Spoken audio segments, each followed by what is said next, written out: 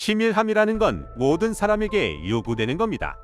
이건 나쁜 뜻의 치밀함이 아니라요. 치밀하게 계획해야 예기치 못한 실수를 방지하고, 그래야 이 실수로 인해서 피해를 보는 사람들이 없다는 겁니다. 뭐든지 신중해야 한다는 거죠. 윤석열 대통령하고 가장 거리가 먼 단어들이기도 합니다. 즉흥적이고 계획 따위 없고 뭐든지 본인 마음대로 해야 직성이 풀리는 사람이라는 게 이 짧은 임기 동안 모두 드러났습니다. 그런데 제가 항상 영상에서 말씀드렸던 거 기억하시나요? 이렇게 가다간 굳이 누군가 작정하고 빠내리지 않아도 본인 스스로가 나락을 갈 수밖에 없다고 했죠? 지금 이게 실제로 벌어지고 있습니다. 최근에 나경원 씨가 사표를 냈잖아요. 이틀 전까지만 해도 윤 대통령은 이걸 그냥 무시하는 수준이었는데 제가 예측한 그대로 결정을 했더라고요.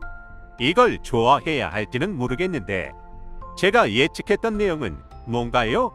나경원 씨가 사표를 낸 이유는 당대표로 출마를 하기 위한 거였습니다. 사표를 대통령이 수리한다면 크게 문제가 될 게 없는데 반대로 대통령이 이걸 거절해버린다면 파장이 클 거라고 말씀드렸습니다. 왜냐하면 이건 개인의 자유를 침해하는 거고 정치적으로는 어떻게 해석이 가능하다고 했나요?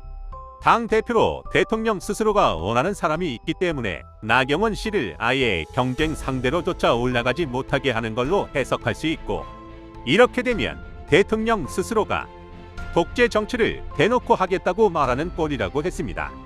그래서 함부로 사표 수리를 거절하기는 힘들 거고, 그런데 또 윤석열 대통령이기 때문에 이런 건 생각도 안 하고 사표를 거절할 거라고 말씀드렸죠?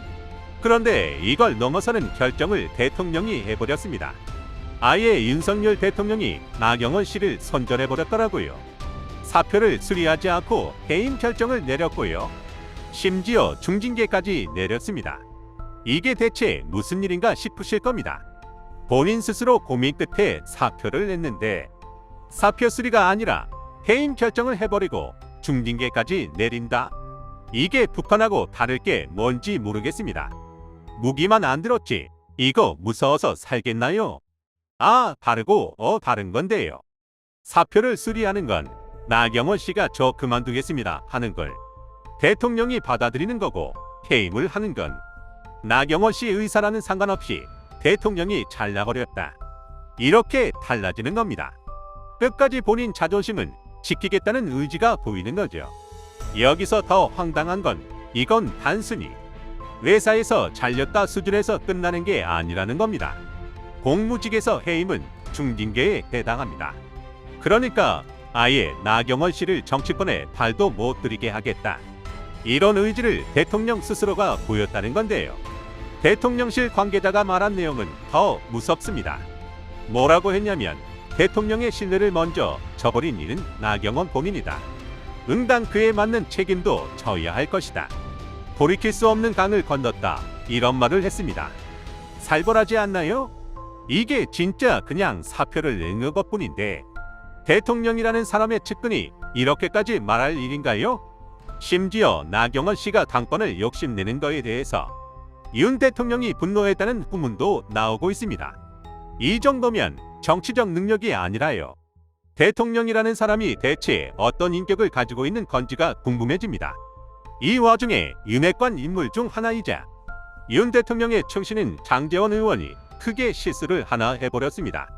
이게 대통령을 더 바보로 만드는 거라는 걸 모르는 건지는 모르겠는데 아예 나경원 씨를 프레임에 가두려고 하고 있습니다.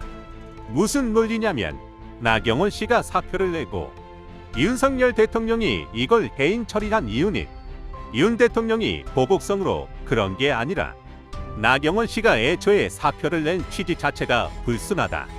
이런 식으로 몰고 가고 싶은 겁니다. 뭐라고 했냐면 나경원 씨가 자리를 먼저 요구했다. 이런 식으로 몰아가고 있습니다. 그러니까 이게 진짜 얼마나 지저분한 인간들이 정권을 잡고 있는 건지 모르겠다는 거죠. 나경원 씨도 제가 원하는 정치인 상은 아닙니다. 그런데 대통령은 그보다 더한 짓을 하고 있으니까 이게 진짜 뭔가 싶은 겁니다. 이건 그냥 민주주의의 탈을 쓴 독재 정치 아닌가요? 여기서 대통령실도 실수를 했습니다. 이 실수를 그대로 언론 보도로 나가도록 둔 것도 참 바보 같은 것 같습니다. 최근에 대통령실이 UAE랑 스위스 순방에 MBC를 전용기에 탑승할 수 있도록 허용했다는 내용을 발표했습니다. 대통령이 해외 순방을 할 때는 공군 1호기인 전용기를 이용하잖아요.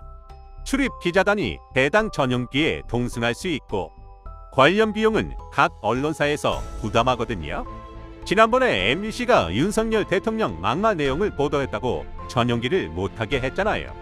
이때 MBC 측은 이러한 대통령실의 조치가 언론 자유 침해라며 법적 대응을 시사했고, 지난해 12월 26일 헌법소원 심판을 내고 언론 자유라는 헌법적 가치를 훼손했다고 주장했습니다.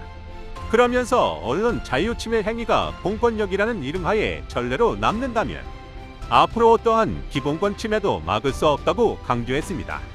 그런데 이번에 MBC를 다시 전용기에 태우겠다고 했는데 이게 좀 속 보이는 조치죠? 왜냐면 최근에 MBC가 언론 신뢰도 1위를 차지했거든요.